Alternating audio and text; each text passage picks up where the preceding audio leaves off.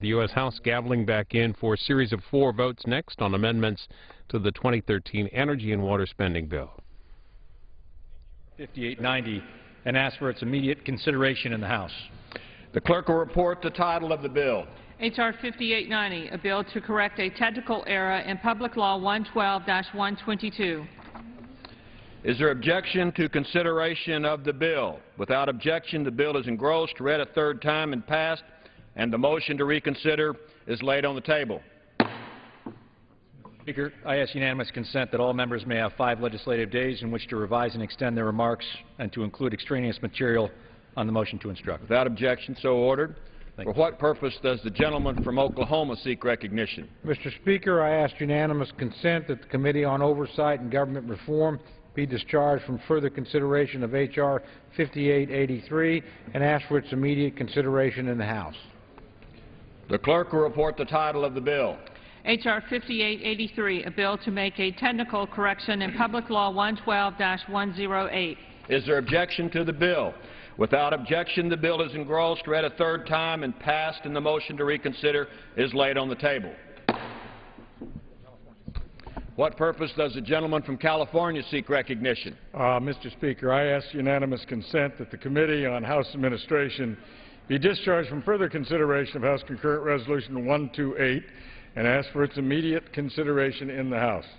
The clerk will report the title of the concurrent resolution. House Concurrent Resolution 128, concurrent resolution authorizing the use of Emancipation Hall in the Capitol Visitor Center for an event to award the Congressional Gold Medal collectively to the Montford Point Marines.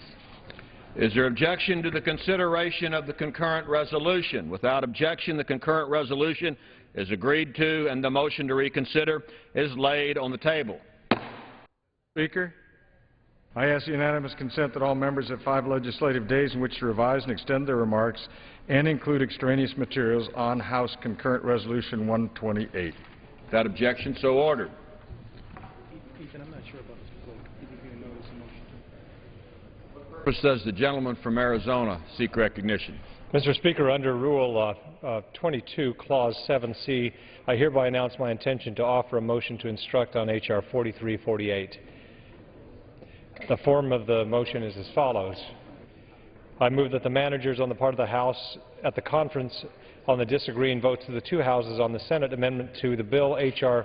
4348 be instructed to recede from disagreement with the provision contained in the manner proposed to be inserted as Section 104C1B of the Title 23 United States Code by Section 1105 of the Senate amendment that reads as follows.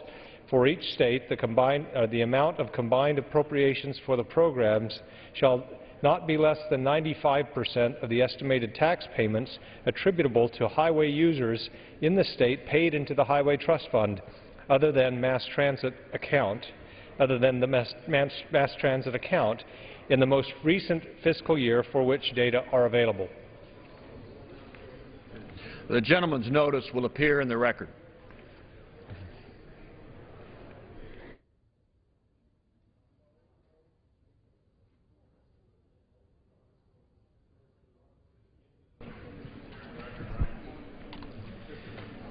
Pursuant to House Resolution 667 and Rule 18, the Chair declares the House in the Committee of the Whole House on the State of the Union for further consideration of H.R. 5325. Will the gentleman from Texas, Mr. Poe, kindly resume the chair?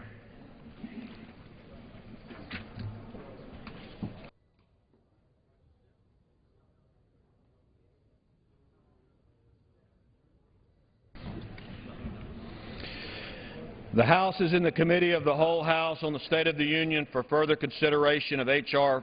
5325, which the clerk will report by title.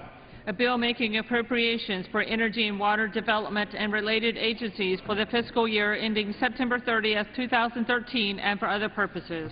When the Committee of the Whole House rose earlier today, a request for a recorded vote on an amendment offered by the gentleman from New York, Mr. Reed, had been postponed, and the bill had been read through page 56, line 24. Pursuant to Clause 6 of Rule 18, proceedings will now resume on those amendments on which further proceedings were postponed in the following order. Amendment number 3 by Mr. McClintock of California.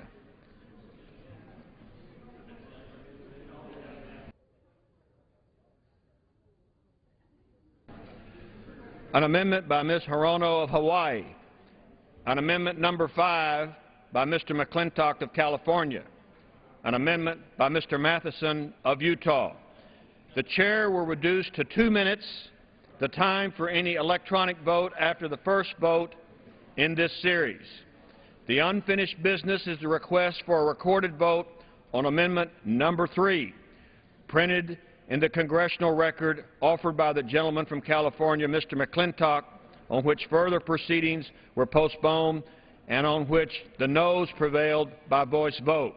The clerk will redesignate the amendment. Amendment number 3, printed in the congressional record offered by Mr. McClintock of California. A recorded vote has been requested. Those in support of the request for a recorded vote will rise and be counted. A sufficient number having risen, a recorded vote is ordered. Members will record their votes by electronic device. This is a 15-minute vote. The House began debate on the $32 billion Energy Department and Federal Water Program spending bill for 2013 last Friday. Today they continued with more consideration of amendments, and once they're through this series of votes, more amendments ahead tonight, and they will not finish debate or final action on this bill this evening. A series of 4 votes here on amendments to that spending bill, this one by Tom McClintock of California, that would reduce funding provided for by the bill for nuclear energy programs and research by $514 million and transfer those funds to the spending reduction account. It's a 15-minute vote, and the following 3 amendments will get 2-minute votes. And during this first amendment vote, we're going to bring you a conversation with the Capitol Hill reporter for some further details behind the debate this evening.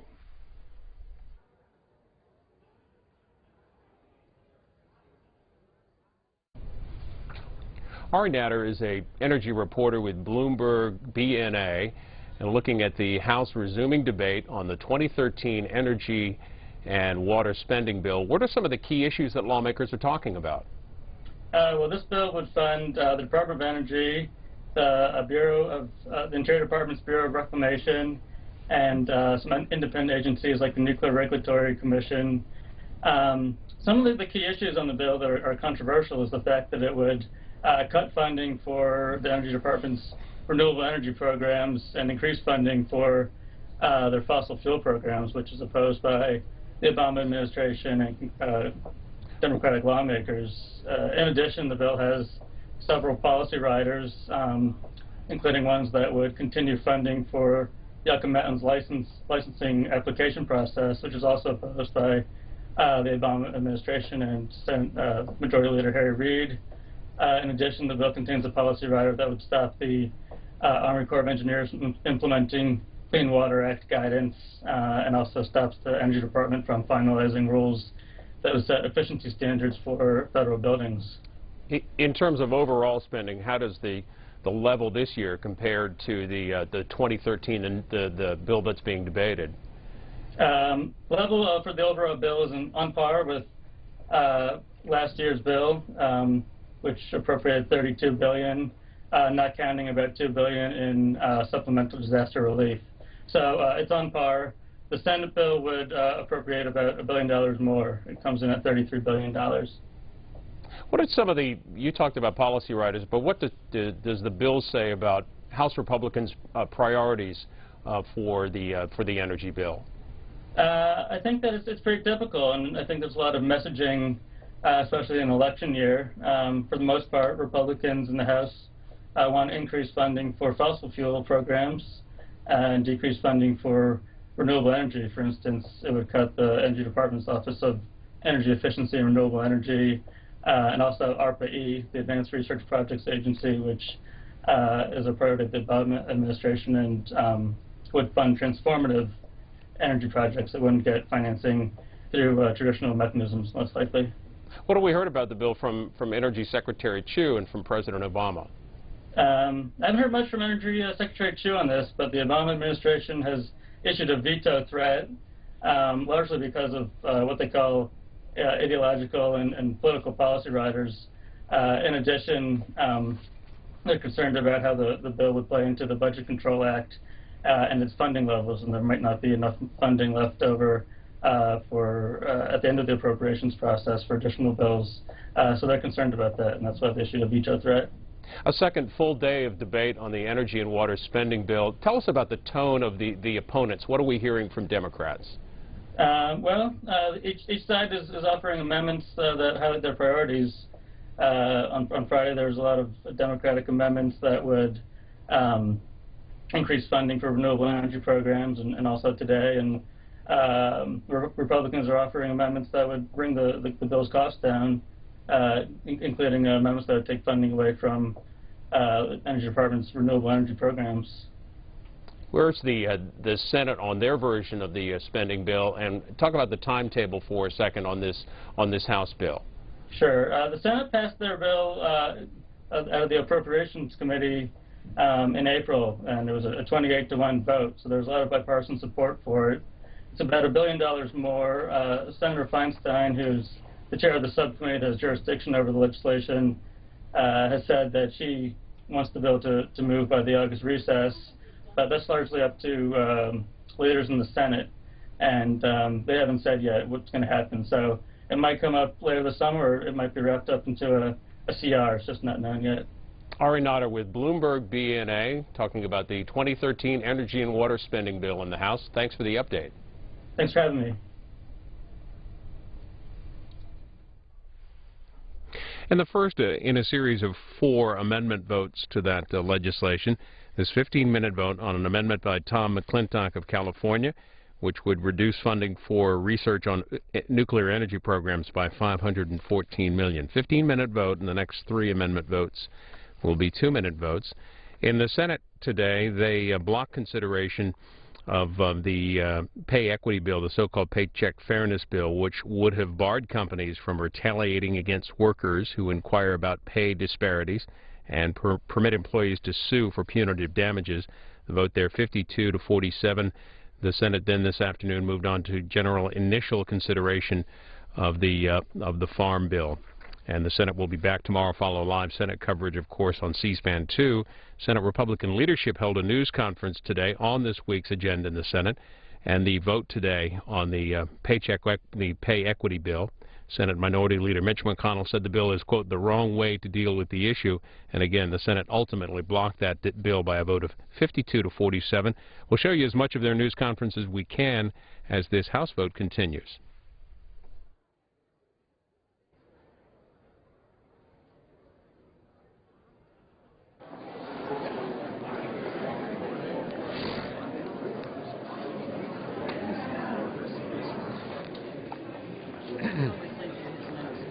Yeah, I appreciate it.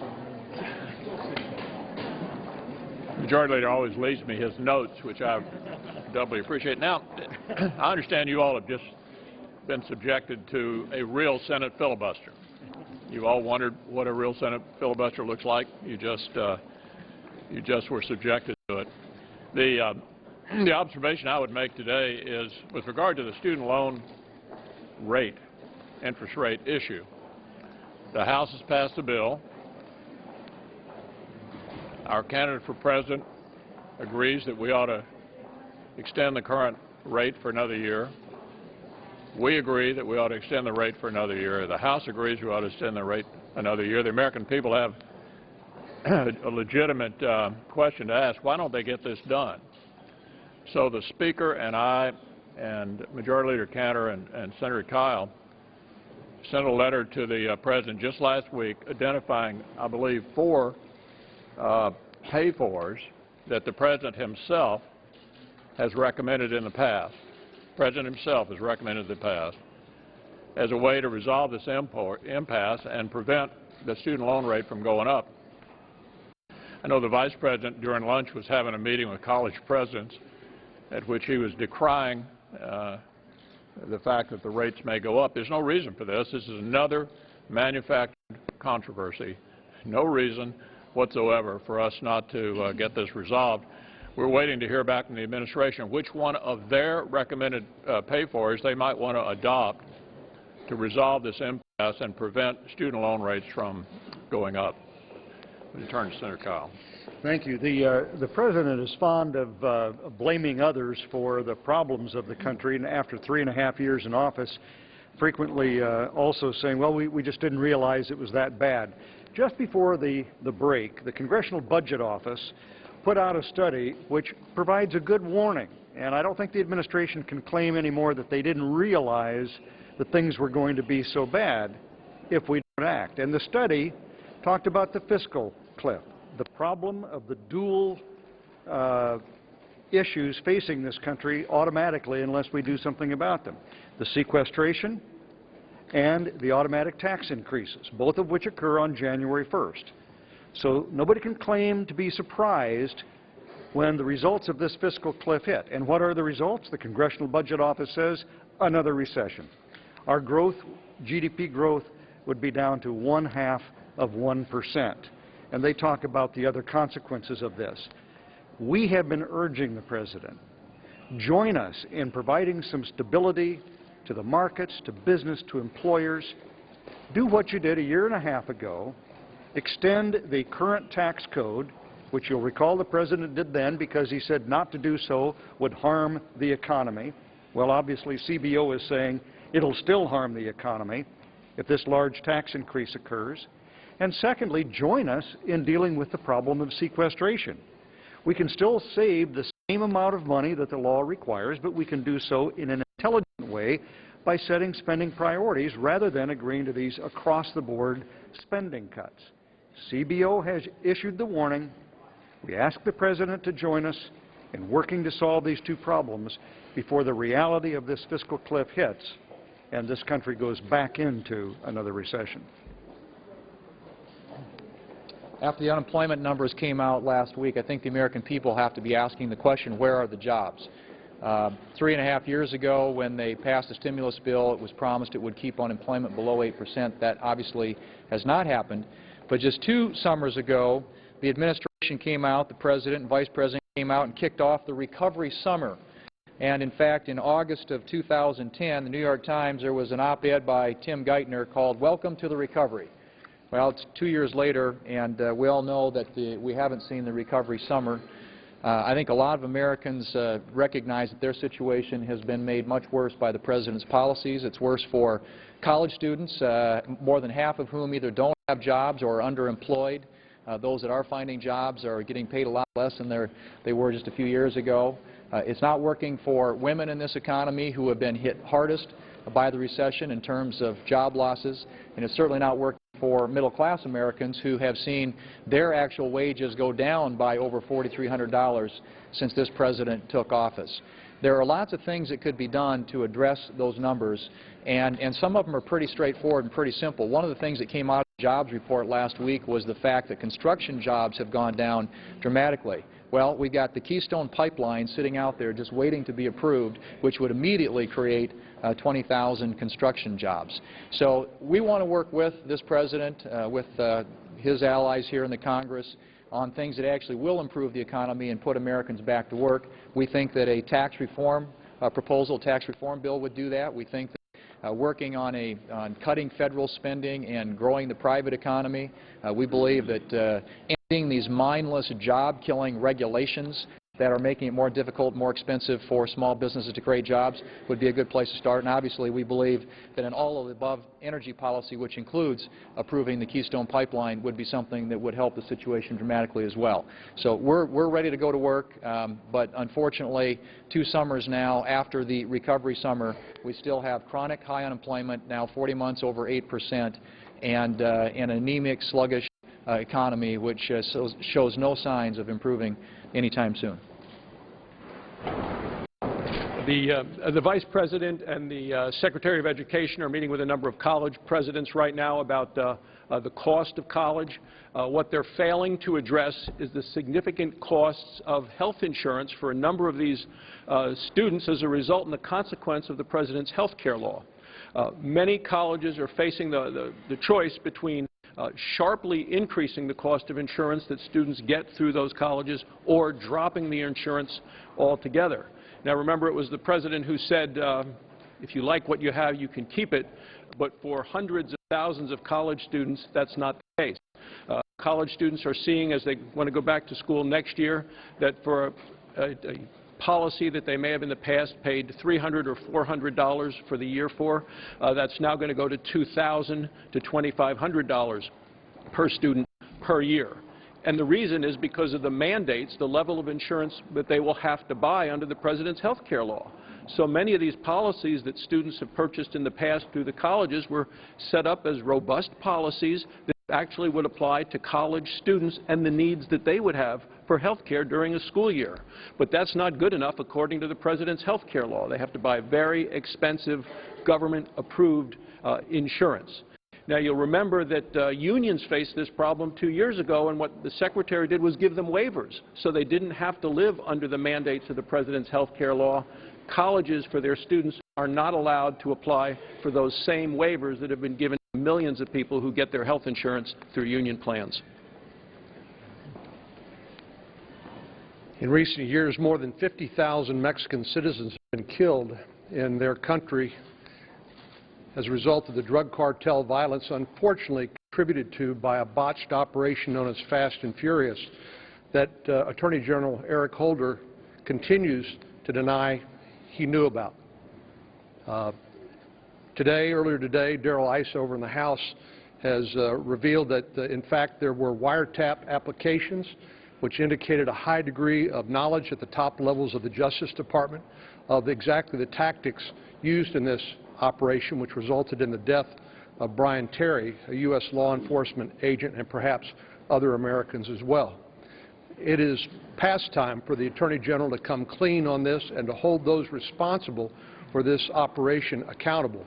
The President has said the Attorney General has his complete confidence, but it's beginning to be abundantly clear that he may be the last person in Washington, D.C. that has confidence in this Attorney General.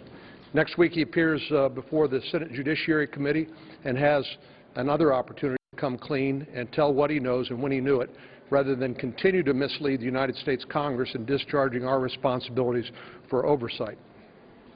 Question for you on sequestration.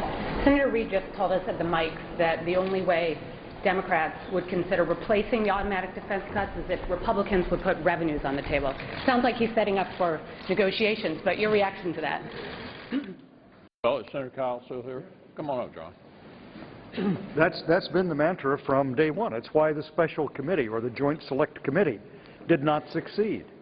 Because with every problem, with every solution, there was one mantra from the Democrats. Well, but we have to raise taxes. And you recall what happened. Out of frustration, frankly, we finally proposed doing exactly that.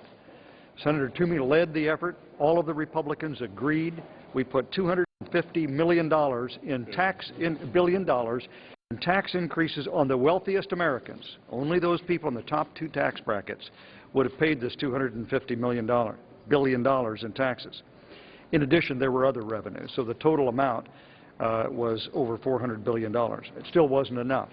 So our question is, well, what is enough? And when you say put revenues on the table, we've put revenues on the table before to no effect. If the Democrats will agree with us that we cannot afford the kind of devastating, and that's Leon Panetta's word, devastating across-the-board cuts to defense, then we ask them to join us in an effort to find a way to avoid that sequestration. You remember Senator Graham asked Leon Panetta, he said, would that be like shooting ourselves in the foot? He said, no, Senator, it would be like shooting ourselves in the head. Senator McConnell. On pay equity, how much concern is there within your conference about Republicans voting against this bill and there being an alienation by women voters? Any one of you can speak. Well, I mean, we already addressed that issue before. This issue is about rewarding plaintiffs' lawyers for filing lawsuits. We think it is the wrong way to go about dealing with this issue. And, you know, It's an open secret that the plaintiffs' bar has been an active supporter of Democrats all along. Their view is America suffers from not enough litigation. I'll give you an example. Back when President Bush was still president and the Democrats had taken over the Congress, one of the things they liked to do was to insert into all of the appropriation bills new opportunities to file lawsuits. And I remember going into my counterpart, Senator Reid's office, and saying, "We want President Bush to sign these bills. All these new opportunities to enrich the plaintiffs' bar have come out." They stripped them out, and ultimately, we signed the bills. Look, we don't think America suffers from a lack of litigation. We have a jobless problem. We have a debt problem. We have a deficit problem. We got a lot of problems. Not enough lawsuits is not one of them. So there is no concern then about women voting in this election? And I'd be happy to repeat the answer. We don't think America has any problems related to too little litigation. Given the weakness of the last jobs report, is it possible that not just the Bush tax cuts, but that the sequestration itself will also have to be delayed if the economy is much weaker than we think it's going to be? Yeah, there are all kinds of hypotheticals you could engage in if you chose to about what may happen in the next few months. But the biggest problem confronting the country, obviously, is joblessness, the lack of growth in the private sector. I think every single one of the members of the Republican conference are convinced that we will never be able to spend our way out of this problem. The private sector is the only thing that can lift us out of this slow growth trough that we've been in now for some 40 straight months. How do you do that? I'll tell you what you don't do. You don't raise taxes. We need to end this over-regulation, this job-killing regulatory regime that this administration is engaged in that you don't truly understand unless you're out talking to people in business and asking them why they're not growing and expanding. The single biggest unprompted response I get to that question is over-regulation. Not just in health care and financial services where you have big new bills, but in every agency of the federal government, administrators, regulators on steroids trying to tell everybody in America in the private sector how to do their job. Their presumption is if you're making a profit, you must be up to no good. You're doing one of two things, either mistreating your employees or cheating your customers, or both, and the bureaucrats are here to help you run your business. That is the pervasive view out in the private sector all across America. It's why everybody has frozen up and is not growing and expanding. This is an anti-business administration. And business, after all, is what hires people. You can't be opposed to employers and be in support of expanding and creating more jobs. I just think this administration is acting completely against the interests of private sector growth until they either have an epiphany or we have somebody new hiring the regulators. It leads one to some degree of pessimism. I think we need to change direction. Not any more government spending and government debt, but a whole new approach to making America the most business-friendly country in the world. You voted, he's got a question right here. How would it work?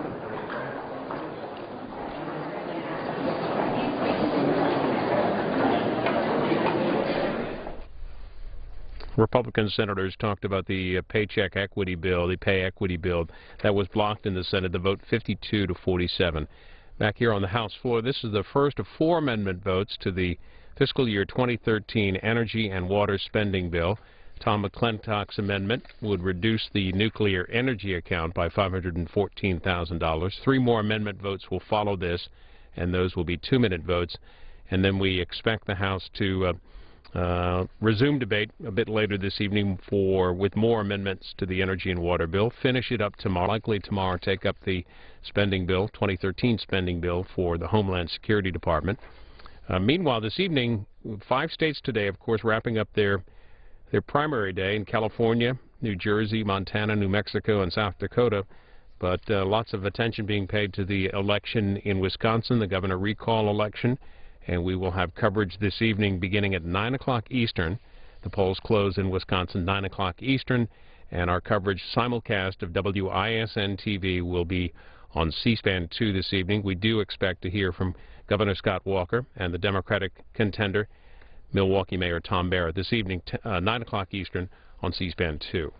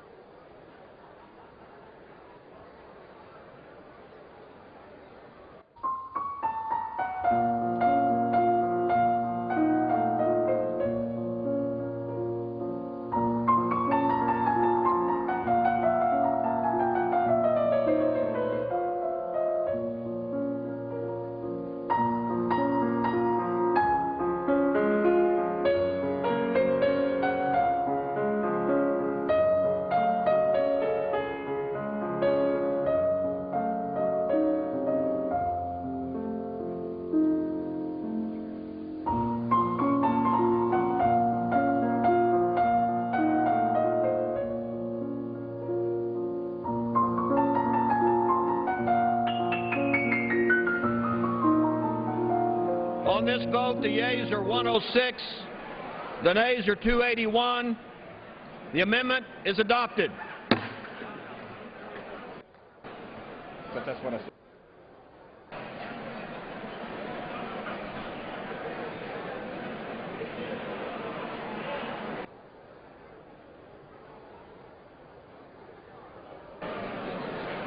The amendment is not adopted.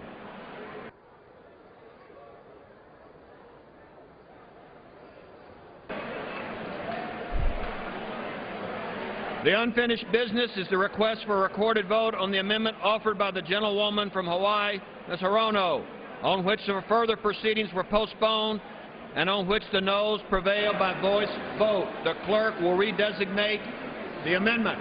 Amendment offered by Ms. Hirono of Hawaii.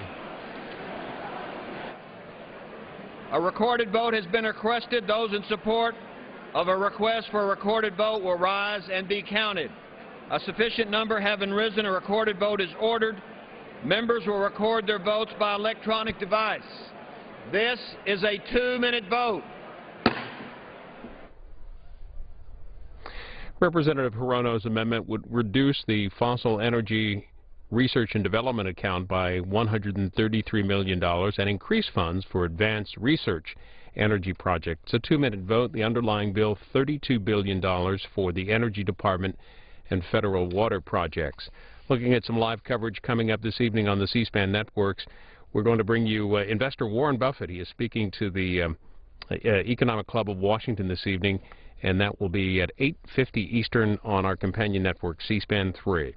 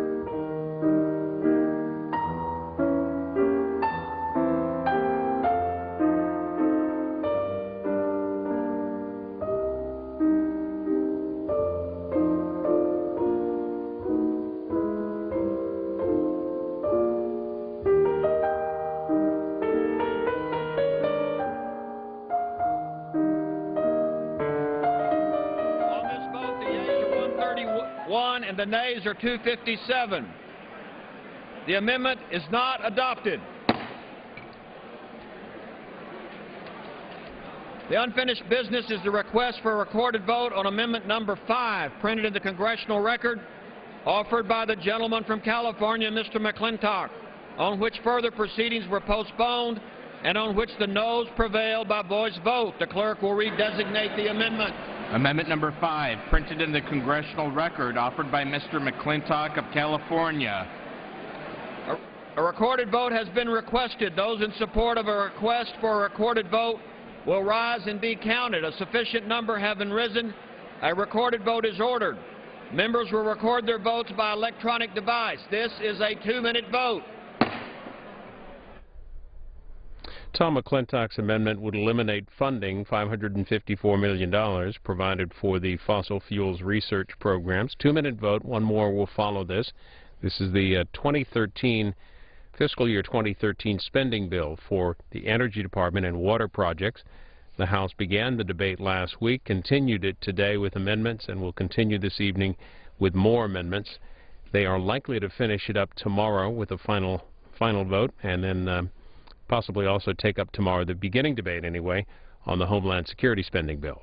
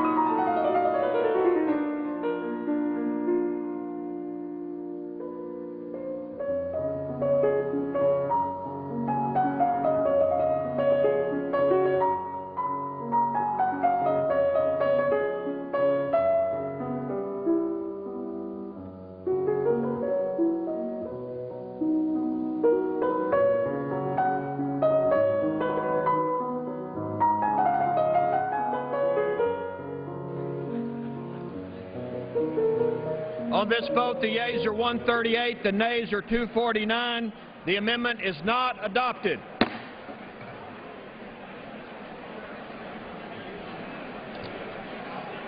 The unfinished business is the request for a recorded vote on the amendment offered by the gentleman from Utah, Mr. Matherson, on which further proceedings were postponed and on which the noes prevailed by voice vote. The clerk will redesignate the amendment. Amendment offered by Mr. Matheson of Utah. A recorded vote's been requested. Those in support of the request for a recorded vote will rise and be counted. A sufficient number having risen, a recorded vote is ordered. Members will record their votes by electronic device. This is a 2-minute vote. And it's the last recorded vote in this series, likely the last recorded vote of the evening. Jim Matheson's amendment to the Energy and Water Spending Bill would increase non-defense environmental cleanup account by just about $10 million and reduce the National Nuclear Security Weapons account by the same amount. It's a 2-minute vote. We expect the House shortly after this vote to continue to resume debate on amendments to the Energy and Water Spending Bill. Well, the primary season is winding down. It is a 5-primary day in states like South Dakota, New Jersey, New Mexico, Montana, and California. But a lot of attention focused on Wisconsin, the governor recall election, wrapping up shortly. Polls close there at 9 o'clock Eastern, and our coverage simulcast with WISN-TV will get underway at 9 Eastern, and that will be on our companion network, C-SPAN 2.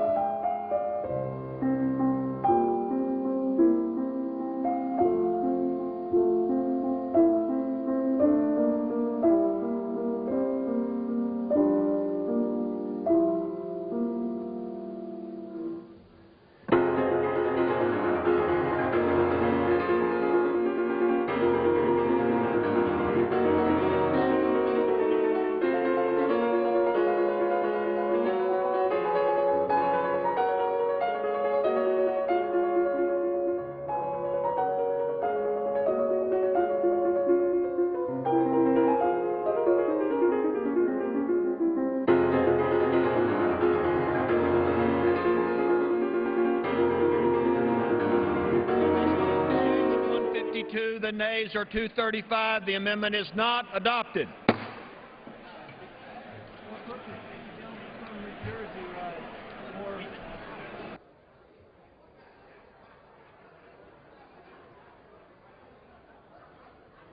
What purpose does the gentleman from New Jersey I rise? move that the committee do now rise.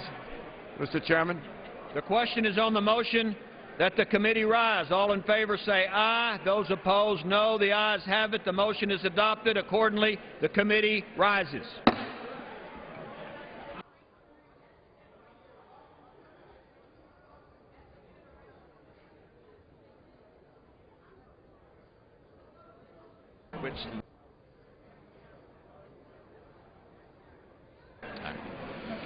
Mr. Chairman. Mr. Speaker, the Committee of the Whole House on the State of the Union, having under consideration H.R. 5325, directs me to report that it has come to no resolution thereon. Chair of the Committee of the Whole House on the State of the Union reports that the committee has had under consideration H.R. 5325 and has come to no resolution thereon.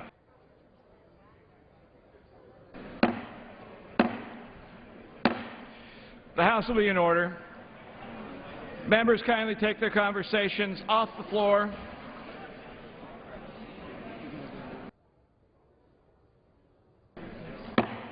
Doesn't he come in next? Doesn't Paul just come up?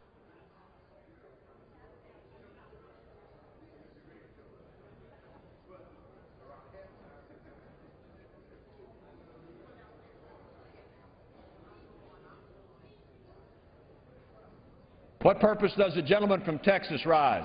Mr. Speaker, under Rule 22, Clause 7C, I hereby announce my intention to offer a motion to instruct on H.R. 4348, the Transportation Conference Report, and I have that motion.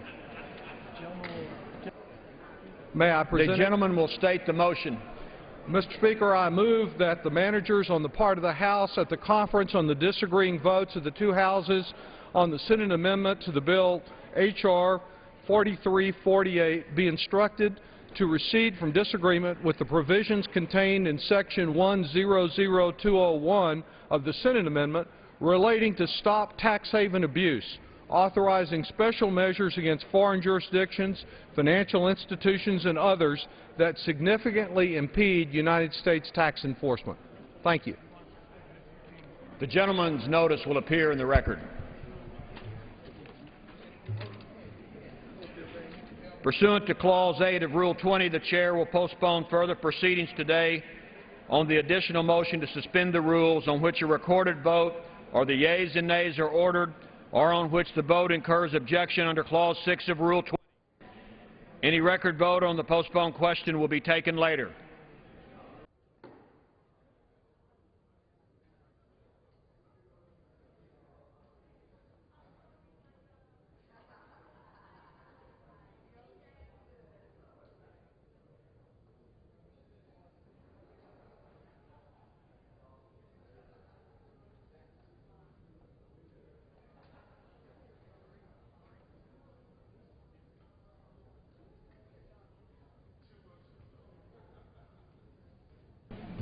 What purpose does the gentleman from North Dakota seek recognition?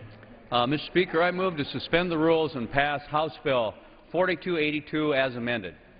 The clerk will report the title of the bill. H.R. 4282, a bill to amend Part D of Title IV of the Social Security Act to ensure that the United States can comply fully with the obligations of the Hague Convention of 23 November 2007 on the international recovery of child support and other forms of family maintenance and for other purposes.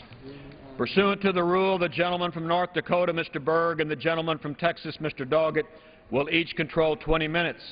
The Chair recognizes the gentleman from North Dakota.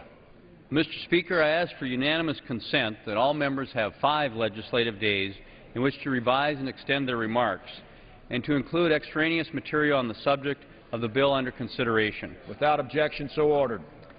Mr. Speaker, I yield myself as much time as I may consume. The gentleman from North Dakota is recognized. I rise today with my colleague, Mr. Doggett of Texas, and other members of the Human Resources Subcommittee of the Committee on Ways and Means. I urge support for House Resolution 4282 as amended. The International Child Support Recovery Improvement Act of 2012. This bill provides the implementing legislation for the Hague Convention on International Recovery and Child Support and other forms of family maintenance. Negotiation of this treaty began in 2003, and it was eventually signed in 2007. The Senate then provided its consent in 2010. Now, states cannot take advantage of the benefits of this treaty until Congress moves forward. Currently, states have the option to recognize child support orders from other countries, and many of them do. However, states have found that other countries are less cooperative in recognizing our orders. The Hague Convention seeks to address this issue by establishing a standardized process so more countries cooperate in the collection of child support. This will ensure that children in the United States have the same access to financial support even when one of their parents is abroad. This bill is about empowering the states which operate the Child Support Enforcement Program to do more for families and, most importantly, for children. My home state of North Dakota has already made the necessary changes to its state law to accept the Hague Convention. Unfortunately, we are one of only 10 states that have done so. The United States cannot ratify the Hague Convention until all states make the necessary changes, so now is the time to act. On March 20th, the Human Resource Subcommittee of the Committee on Ways and Means had a hearing on this issue and heard that states are waiting to follow our lead. It's time for this chamber to do its job and pass this bill, which will improve the program while resulting in modest savings. This bill also includes the continuation of our subcommittee's bipartisan efforts to standardize the process and data and improve the exchange of data within and across human service programs. While the child support system already relies heavily on data exchanges, it's important for those efforts to be consistent with provisions we've recently enacted in child welfare. TANF and unemployment programs, the goal is simple: improve government's efficiency, provide benefits to those who are eligible, and drive out waste, fraud, and abuse. Finally, this bill expands researchers' access to database maintained by the Office of Child Support Enforcement. The National Directory of New Hires, NDNH, captures employment information for individuals working in most jobs in the United States. Expanding access to earning data in the NDNH will improve our ability to determine whether federal education, training, and social service programs help people find and keep jobs. According to the administration, most federal agencies do not currently have reliable access to data that can show the impact of their programs on a participant's employment and earnings. In an era of tighter resources, it's critical that we have reliable data to conduct rigorous evaluations and to make sure that federal investments are getting results. Mr. Speaker, I ask for unanimous consent to insert the record letters of support for this legislation from the Coalition on Evidence-Based Policy, MDRC, the National Child Support Enforcement Association.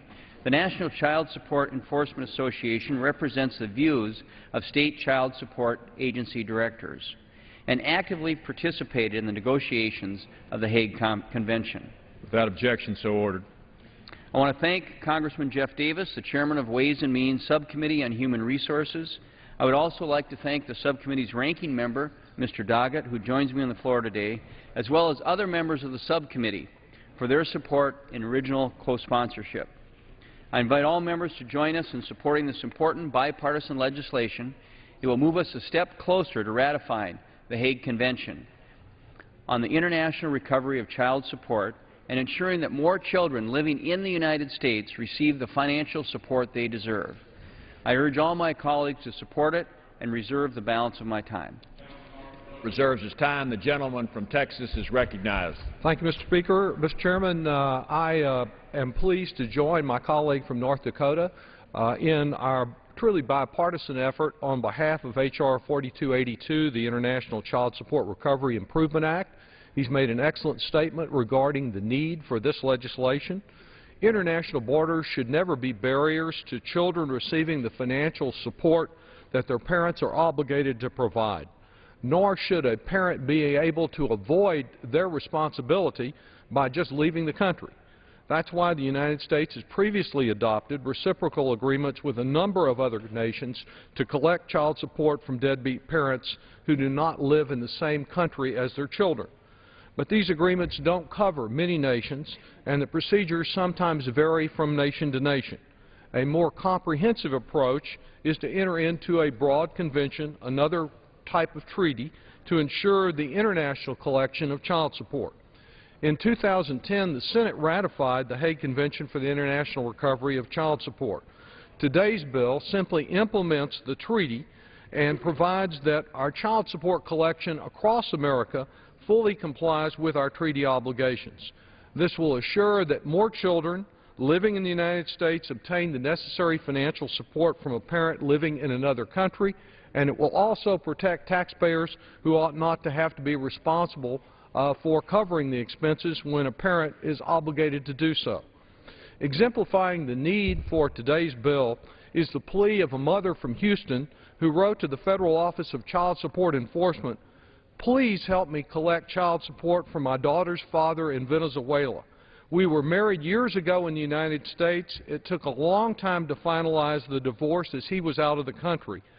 Finally, the divorce went through, which at the time was a relief. But 3 to 4 years later, my daughter is 12 and teenage expenses are kicking in. Regardless of the divorce requirements, he states Venezuela is unable to conduct business with the U.S. and he's unable to send money on his own. Our bill would provide relief to her and many other families. Child support touches the lives of nearly 1 in 4 children across America, securing financial support for almost 18 million children, including 1.5 million children in Texas.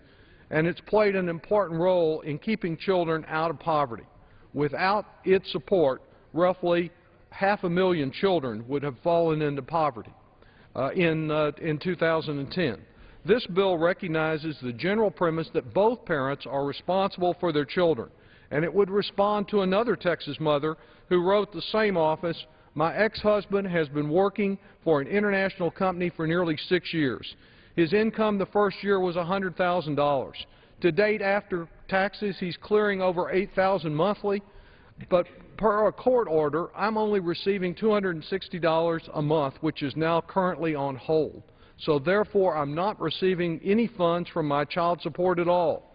Please help me. I'm making less money since I switched from the night shift to days to be home with my 2 children. I keep making necessary sacrifices, but I have no one to help me." That's the kind of individual, the kind of children that would be assisted by this legislation. Passing the act would access financial support from a non-custodial parent living abroad, and as with other effective state child support initiatives, taxpayers will benefit by not being saddled with the cost of supporting children whose parents should be doing so. The Congressional Budget Office has estimated that this bill will result in some modest net savings to the child support program.